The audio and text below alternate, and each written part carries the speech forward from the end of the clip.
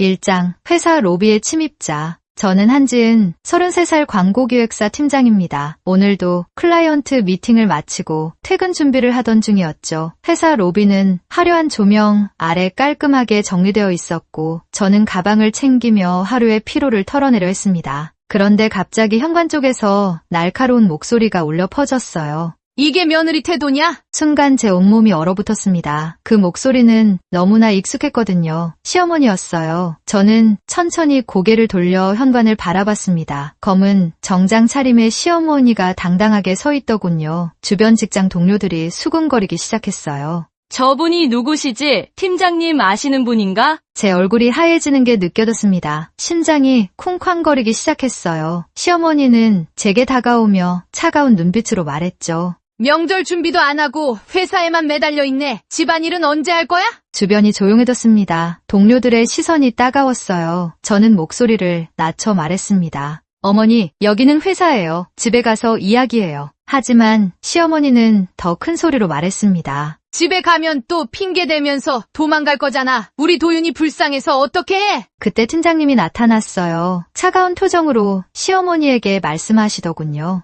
죄송하지만 여기 사적인 자리가 아닙니다. 나가주시기 바랍니다. 시어머니는 팀장님을 노려보며 비웃듯 말했어요. 회사 사람들도 우리 며느리가 어떤 애인지 알아야 하지 않겠어요? 저는 더 이상 견딜 수가 없었습니다. 다리가 후들거렸어요. 시어머니는 제게 다가와 귀에 속삭였습니다. 집안일 거부하는 내 꼴 내가 두고 볼 줄 알아? 그 순간 등골이 오싹해졌어요. 시어머니의 눈빛에는 단순한 분노가 아닌 다른 감정이 있었거든요. 뭔가 계획적이고 차가운 것 말이죠. 2장 시댁의 전쟁터. 다음 날 저는 신랑과 함께 시댁을 찾아갔습니다. 식탁에는 전통 음식들이 가득 차려져 있었지만 집안 공기는 얼어붙어 있었어요. 저는 조심스럽게 인사를 드렸습니다. 어머니, 어제는 죄송했습니다. 시어머니는 젓가락을 탁 하고 내려놓으며 말했어요. 우리 집안 망신이야. 며느리가 일 핑계로 명절을 도망가다니. 제 가슴이 답답해졌습니다. 숨을 깊게 들이마시며 참으려 했어요. 그런데 시누이까지 거들어 말하더군요.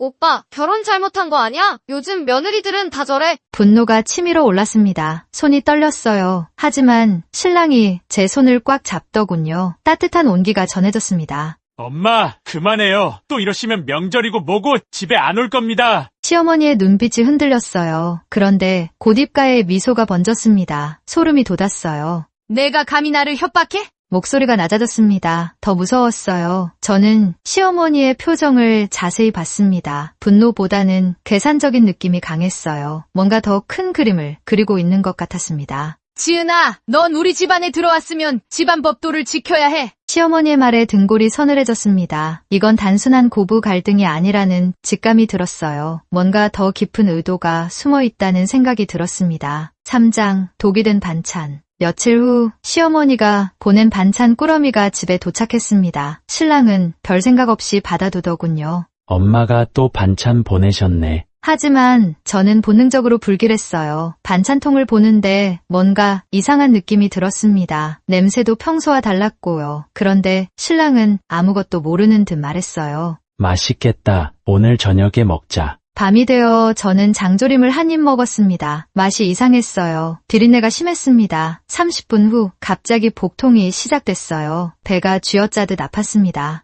여보, 배가 너무 아파요. 신랑이 놀라며 저를 응급실로 데려갔어요. 차가운 응급실 불빛 아래서 의사 선생님의 진단을 들었습니다.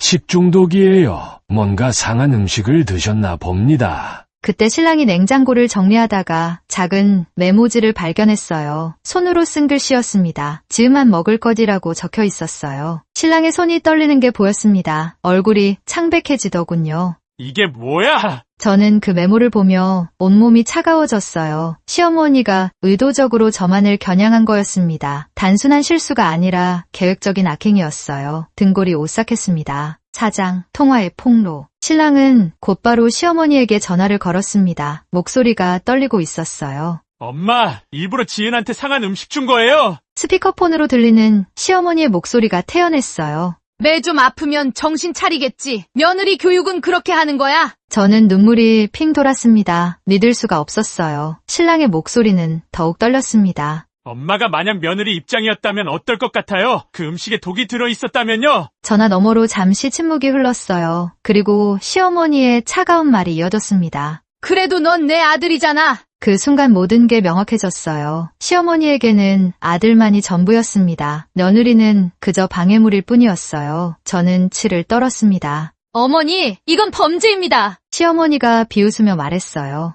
범죄. 시어머니가 며느리 걱정해서 음식 해준 게 범죄야? 내가 예민한 거지. 저는 더 이상 참을 수 없었어요. 이 모든 일들이 우연이 아니라는 확신이 들었습니다. 시어머니는 저를 의도적으로 괴롭히고 있었어요. 5장 숨겨진 거래. 며칠 뒤 해외에 있던 시누이가 몰래 한국에 들어와 저를 찾아왔어요. 커피숍에서 만났는데 시누이 표정이 심각했습니다. 언니, 솔직히 엄마가 왜 저러는지 알아? 저는 가슴이 두근거렸어요. 뭔가 중요한 말을 할 것 같았거든요. 아빠 유산 문제 때문이야. 엄마는 오빠가 언니랑 이혼해야 재산을 전부 장악할 수 있어. 순간 제 몸이 굳었습니다. 모든 퍼즐이 맞춰지는 느낌이었어요. 시어머니의 모든 행동들이 계획적이었던 거죠. 무슨 소리야? 시누이가 조심스럽게 설명했어요. 아빠가 돌아가시기 전에 유언장을 남기셨어. 오빠가 결혼하면 재산의 절반을 며느리와 공동명의로 하라고. 그래서 엄마가. 저는 머리가 띵했어요. 그동안의 모든 일들이 이해됐습니다. 회사 난입, 상한 음식, 끊임없는 괴롭힘, 모두 저를 내쫓기 위한 계획이었어요. 그 순간 제 눈빛이 바뀌었습니다. 더 이상 피해자로 살고 싶지 않았어요. 그래? 그렇다면 나도 지지 않을 거야. 이제 진짜 싸움이 시작됐습니다.